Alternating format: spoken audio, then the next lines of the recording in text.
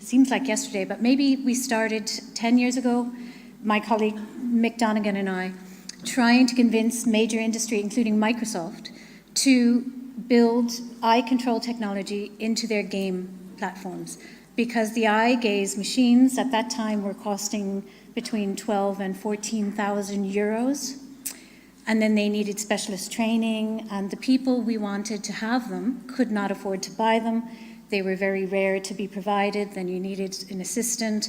There was a whole range of things that were required, so they weren't really accessible at all. And it was this goes back to this point about invention versus innovation. So it was all Mick Donegan's idea. I take no credit, but what he did was he basically convinced me, and in discussion said, like, we need to get the industry guys to pay for this. We can't ask, we're not going to get anywhere if we ask the policymakers, the governments, the health budget, or is it the education budget? They will fight forever about who should pay for it.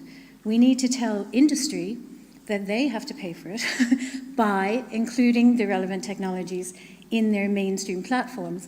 And only 10 years ago, 11 years ago, that was very, very difficult.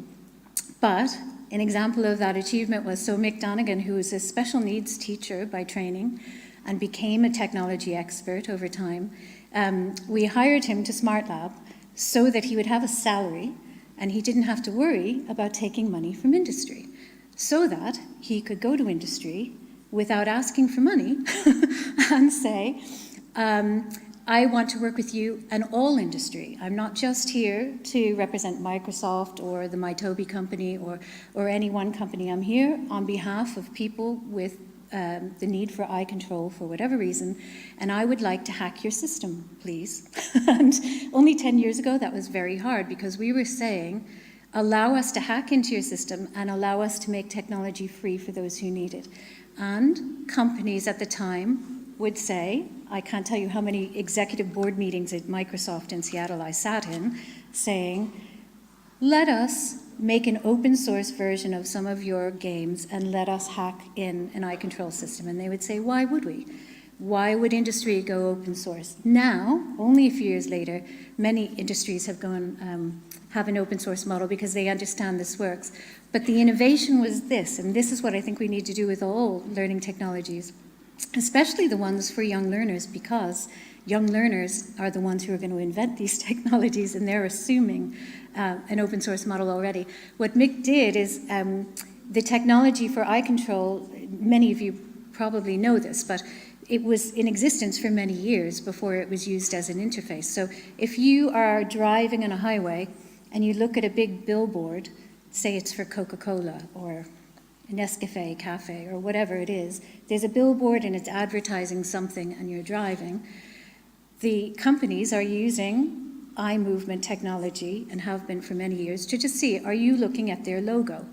And if your eyes are not falling on their logo, they're going to move the logo to the point in the billboard where the most eyes are falling. This is a marketing technology tool that's been in existence for many years. It exists to make money, to move the eye fall to the logos, etc.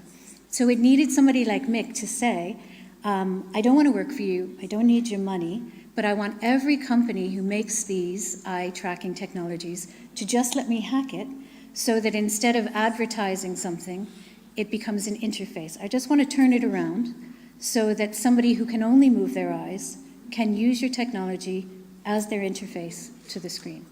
And others have had the idea, and I'm sure many other people have done this kind of innovation work, but in my personal experience, it took somebody like Mick to selflessly fly around the world talking to every company saying, just let me hack it, it will cost you nothing.